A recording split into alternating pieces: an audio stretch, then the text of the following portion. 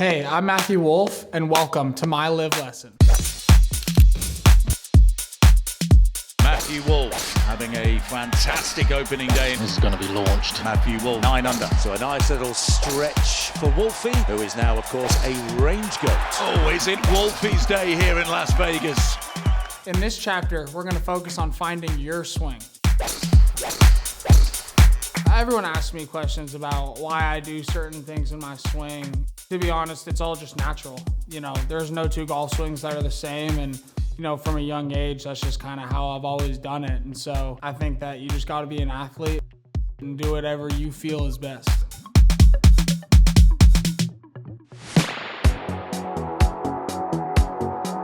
Golf, as you know, is a really particular game. I don't think about it, it just kind of happens. And I think, you know, for golf, it's really important to, especially when you're starting the game, when you're learning and just trying to get a feel for it, get the ball up in the air, you know, hit any golf shot. I think it's important to just, you know, be an athlete, you know, be who you are and make sure that you try to figure out on your own first, try to hit the shot, you know, just whatever your body does, try to do.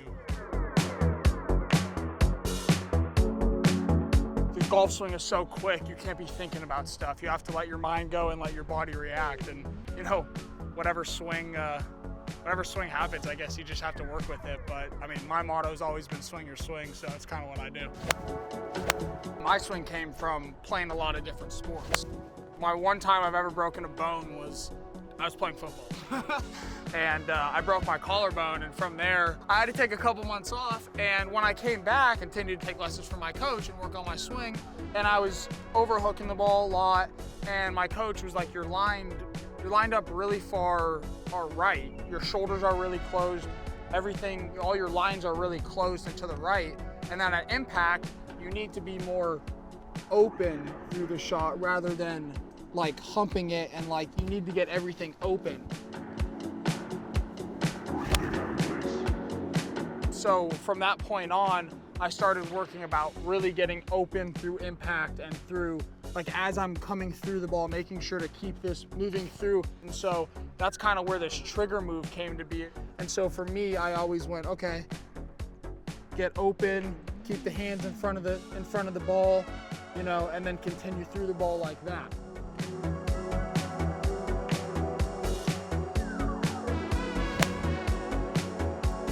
And so for me, it kind of became a habit, and now it's just second nature.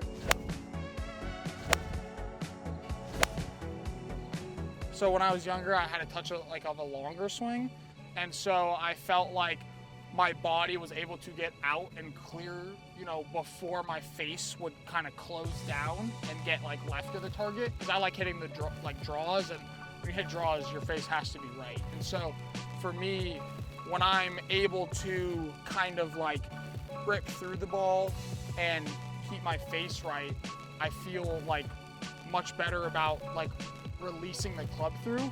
And I think when I get to the top, I'm trying to give myself a little bit more time, almost kind of get my swing a little bit longer in order to give my body that little extra time in order to get out and clear out through the ball. Whereas I think sometimes I have a tendency of getting a little short and quick, and when I do that, my body doesn't have time to get out and through the ball. And when I do that, you know, like I said, sometimes when you go and you don't turn, your face is going to want to turn down. That's when you get that left miss. And for me, like I said, I hit the draw, so I don't want it starting left of, you know, my target. I'd rather have it starting right. And in order to get it started right, you have to be able to just freely rip through it. And I think when I have a little bit more time at the top, that swing's a little bit longer. I think my body clears a little bit quicker, and you know, I'm able to release it and trust it a little bit.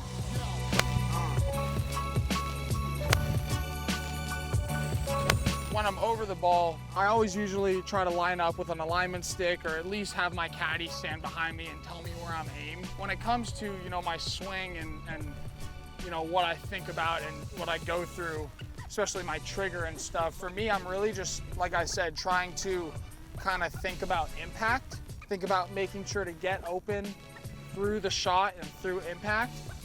But for the most part, I mean, I'm just trying to get comfortable over the ball. I just kind of like to shuffle my feet a little bit, waggle, and then from there, the brain kind of shuts off, and then I just kind of do my trigger move. And one of the most common mistakes I see from amateur golfers is swinging too hard. I think the most important thing is making sure that the contact is good. A lot of times that you'll see when you do hit it really flush, even if you don't swing it as hard, it'll actually go farther. And so hitting the ball in the center of the face is much more important than swinging as hard as you can. Yeah, I just feel like when I'm able to be freer and smoother through the ball, I can kind of get my height back, my spin back, and control the ball a little bit more. But that works for me. Like I said, swing your swing.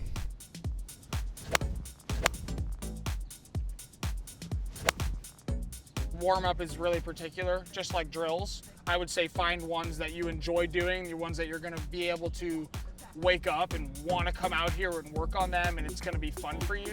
Being able to come out here and enjoy what you're doing is really important, and honestly, I think it helps you play better and perform better. A lot of good players back in the day have said that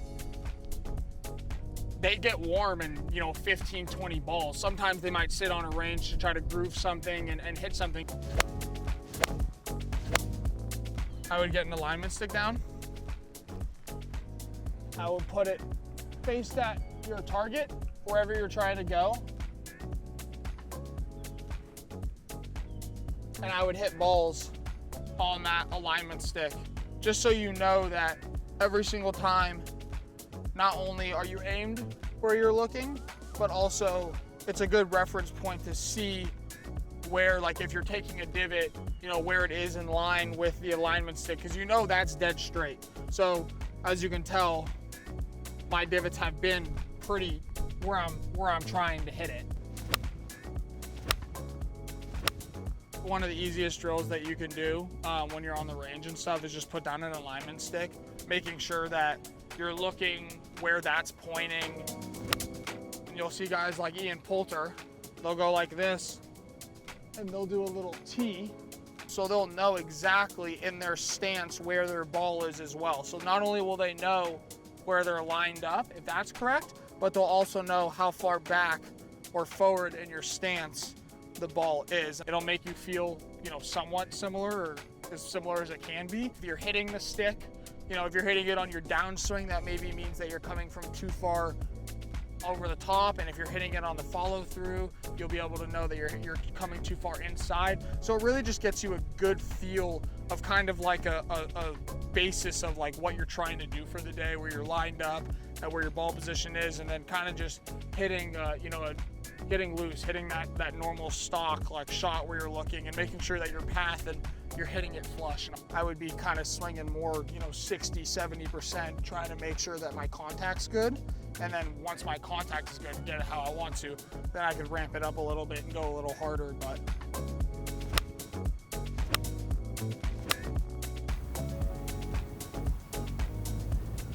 and so it kind of just lets you shut your brain off and able to kind of just swing, see like a result of what your swing is, and then give you an easy fix on how to hit it a little straighter maybe. You're moving. So now that I've taught you the basics of what you need in a golf swing, don't try to copy mine. Go out there and find your own.